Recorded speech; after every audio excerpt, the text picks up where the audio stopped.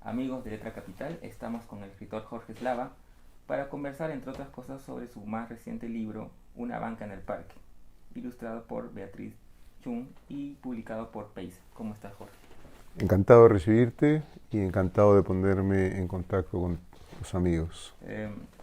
El libro, que es una hermosa historia de amor de dos personas que se conocen en un parque, y que tiene al libro de alguna manera como el instrumento que los une. Así es. También podría verse o leerse como una historia de amor hacia los libros, ¿no? Y hacia el acto de la lectura. Sí, yo creo que es acertada tu opinión.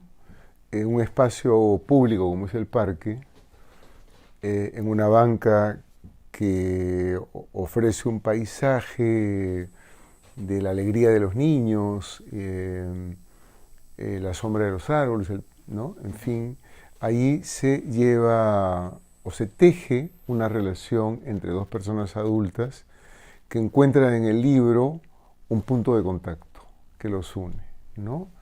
Incluso hay un par de circunstancias en las que es el libro el eslabón que va a permitir que ellos retomen una relación, ¿no?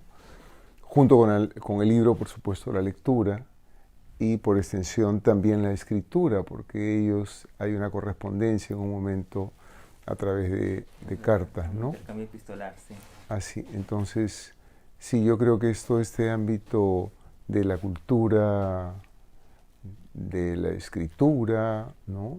De la lectura, la que va a terminar fundando y fundiendo esa relación. Me da curiosidad siempre cómo surgen las historias. ¿Cómo se te ocurrió esta historia? ¿Partís de alguna imagen o alguna escena, algo que te fue la chispa, digamos, para...? Mira, creo que mi generación ha sido privilegiada en algunos sentidos, ¿no? Un lugar como el cine, que era el espacio propicio para el amor. Uno tenía las primeras enamoradas o las besaba por primera vez en el cine, protegido por las oscuridades de la sala de cine. Creo que también el parque era un lugar público ideal para las citas y los encuentros amorosos antes, ¿no? Mis padres, por ejemplo, se conocieron en un parque, ¿no? Yo no me conocí en un parque específicamente con mi novia de entonces, que hace 1000 años es mi esposa, pero hicimos del parque un lugar de encuentro permanente. Ella vivía cerca del campo de Marte, entonces siempre me ha rondado esta idea del parque como un lugar de encuentro, de comunión de almas también, porque desde la infancia yo he sido un concurrente de parques, ¿no? Entonces, o era el juego de los niños y más tarde el juego del amor, el parque, ¿no? Eso debe haber sido una idea que a uno lo ronda durante años. Y luego, regresando de Santiago de Chile, de la feria el año pasado, es una de las pocas historias, probablemente la única historia que conservo en manuscrito. Tengo un cuaderno que te lo puedo mostrar, un cuaderno donde escribo desde la primera línea, desde el título hasta el punto final, tal y cual ha aparecido en el libro, y lo escribí en esas 3 horas y media que toma el viaje de Santiago a Lima, ¿no? Y seguramente con estas imágenes de deleite y de depresión que ejerce el recuerdo de mis padres, el recuerdo de mí mismo, y esta curiosidad que muchas veces persigue a los niños de cómo se conocieron mis padres, o a los nietos de cómo se conocieron mis abuelos. Esa podría ser una respuesta, ¿no? Hoy es más difícil porque los parques están cerrados, ¿no? Porque, no sé, hay menos vida pública hoy, porque la gente vive más recluida en sus hogares y los muchachos se encuentran en la red, ¿no? En las redes, claro, el barrio está en la computadora, los vínculos están en las redes, y el parque es tan lindo con estas bancas clásicas, ¿no? La gravilla, las piedrecitas blancas, es lo que yo recuerdo de los parques tradicionales. Ahora, una cosa interesante de esta historia es también cómo cambia el personaje, o por lo menos el personaje del profesor, ¿no? Que era un profesor Sí. huraño, ¿no? Y que sin embargo después cambia a partir del amor por un lado, pero también a partir de la lectura y los libros por Sí. otro, ¿no? Él recupera la lectura, Ujú. ¿no? Gracias a que la primera imagen que tiene de esta muchacha es ella sentada leyendo, ¿no?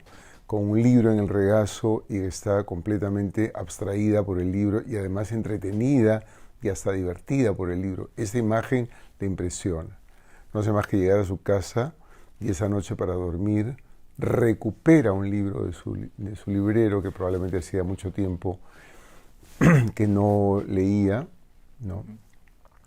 Y efectivamente el amor yo creo que nos cambia y espero que para bien. Es un profesor cascarrabias que sale todos los días malhumorado de una chamba que no disfruta. Él es un profesor de colegio y luego cambia completamente su perspectiva del mundo gracias a que el amor lo oxigena y lo revitaliza, ¿no? Y empieza a mirar el mundo de otro modo, y empieza a mirar el mundo, quiero decir, el paisaje, el jolgorio de los niños, empieza a disfrutar incluso con la alegría de los niños, que antes hasta eso lo mortificaba. Hay una frase en el cuento que dice, ni siquiera los recreos lo entretenían, ¿no? Ujú, es verdad.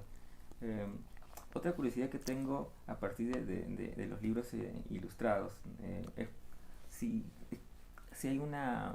o cómo lo afrontas tú con el ilustrador, o simplemente le das el texto. En este Mira, caso, ¿cómo ha sido? Carlos, tú sabes que yo he sido editor, ¿no? Entonces me he acostumbrado desde muy joven a tratar con los autores de los textos y con los autores de las ilustraciones. Y he aprendido, porque hace 30 años no ocurría eso en nuestro medio, a valorar mucho el trabajo del ilustrador y a comprender desde el comienzo que el ilustrador lo que hace es una propuesta de lectura. Es decir, en el libro hay el vínculo dialógico de quien hace la ilustración y de quien propone el texto. Eso lo tengo clarísimo, ¿no? Incluso como lector puedo advertir a veces cuando un libro, su mayor peso está en la ilustración que en el texto, ¿no? O viceversa. Y puedo distinguir formatos distintos entre el libro álbum, el libro ilustrado, que no es lo mismo, o el libro informativo. En cada caso, la ilustración siempre tiene un peso importante, pero hay una gradación en el peso que puede adquirir una ilustración en el libro. Ya como autor, a mí me encanta tener una primera relación, una primera reunión con la ilustradora, el ilustrador en ese caso con Beatriz Chung, que no había trabajado antes conmigo y que luego en la conversación acá en casa me entero que nos conocíamos hace 40 años o 35 años porque ha sido compañero toda mi vida, toda su vida, de mi primer hijo en el cole. Beatriz era una chica aplicadísima en el colegio, según mi hijo, la primera del salón. Bueno, tuve una primera reunión con ella, más o menos señalamos algunas coordenadas, algunos criterios generales, y luego a mí me interesa dejar trabajar al ilustrador o ilustradora porque parto de esa premisa, bueno, lo que me va a ofrecer es su lectura, ¿no? A lo largo de todo el proceso de la creación de Beatriz yo no he visto las ilustraciones sino hasta el final y he preferido que sea así, ¿no? A veces cuando por razones editoriales se está trabajando con mucha premura, sí me pasan las ilustraciones como para señalar no sé, tal vez algunos elementos faltantes o algunos elementos sobrantes, entonces sugiero, pero no hago más que sugerir, ¿no? Al final quien decide es el ilustrador junto con el editor. Ujú.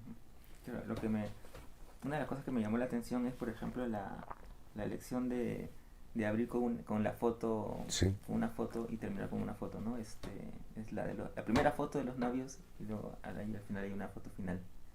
Bueno, esa sí fue una propuesta mía señalada en el texto. Ujú, Bueno, tiene que ver con ciertas prácticas antiguas. En los parques solía haber un fotógrafo ambulante, ujú, ¿no? Luego yo he sido y soy un gran aficionado a la fotografía y me parece que la fotografía es un arte que te registra un instante, es un trocito de la vida que queda fijado para siempre, ¿no? Entonces, cómo nace esta relación queda registrada en una fotografía y cómo, bueno, no concluye, pero digamos, es un capítulo, es el preludio del final, esa fotografía ujú. última, ¿no? Porque ya esos protagonistas que fueron muy jóvenes al inicio del romance y que luego se convierten en papás y regresan con sus hijos al mismo parque y años después por la vida, por las circunstancias de la vida, se convierten en abuelos, ¿no? Y regresan con los nietos ya a hacer un picnic en el parque. Bueno, ya están en el tramo final de sus vidas y eso también queda registrado en una fotografía. Un poco para terminar, Jorge, eh, comentábamos el regreso de Colmillo Blanco, Ajá. tu célebre sello editorial.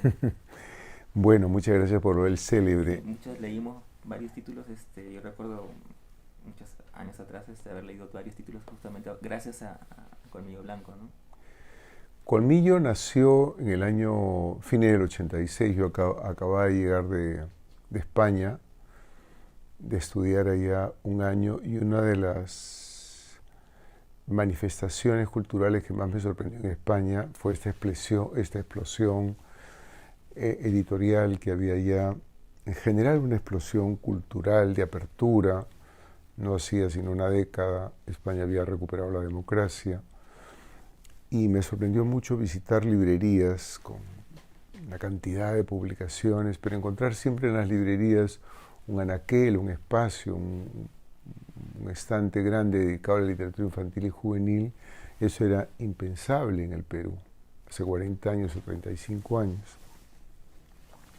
Y veía ilustraciones muy lindas, desde ediciones de parábolas de Cristo, digamos, ¿no? Hasta literatura muy profana de Hemingway o Steinbeck, ¿no? Y en ese momento probablemente decido, voy a regresar al Perú y voy a fundar un sello, ¿no? Entonces regreso con un dinero mínimo, fundo un sello editorial y sin socios, sin trabajadores más allá de mi propia persona, saco adelante este sello para publicar básicamente literatura infantil. Fue creciendo de una manera impensada. Yo me movía mucho en el ámbito literario, además era más fácil conocerse antes entre los narradores, los poetas, y publico narrativa, poesía. En los 6, 7 años de vida que tuvo Colmillo, publicamos más de un centenar de libros. Y luego, cuando aparece la SUNAT y me siento obligado a convertirlo ya en una empresa formal, me acobardé porque yo nunca había pensado que fue vivir de eso, ¿no? Ni llevar cuentas. Bueno, uno hace libros con mucho gusto, pero no piensa cómo deshacerse de ellos. Todo un calvario distribuir y más difícil cobrar, ¿no? Entonces decido dejar Colmillo y fue Colmillo muriendo por inanición, lentamente. Y hace pocos años, un par de estudiantes se me acercaron para contarme que estaban un poco fastidiados en la editorial donde estaban trabajando, que además era una editorial a donde yo les había sugerido que trabajaran, y habían decidido fundar su propio sello. Y mi exalumna me desliza de una manera muy amable: ¿y qué tal si resucitamos Colmillo? Y a mí me pareció un sueño, ¿no? Entonces, bueno, acepté con mucho gusto, y ya ha sido una labor de ellos, es todo el mérito de ellos haber resucitado Colmillo. Yo estoy honradísimo, feliz de que Colmillo quede en manos de unos jóvenes, y no tengo nada que ver con Colmillo más allá de algunas sugerencias o recomendaciones que puedo hacer de autores, de títulos, ¿no? Por ejemplo, relanzar Colmillo con un libro de Eduardo Chirino fue una propuesta mía, ¿no? Tenemos también en mente relanzar una edición linda de Cuaderno de Horacio Morel, sacar algún libro para niños. Y me da mucho gusto ver cómo Colmillo, en este par de años que tienen funcionando, ya empieza a tener un catálogo interesante, con una propuesta gráfica distinta, ¿no?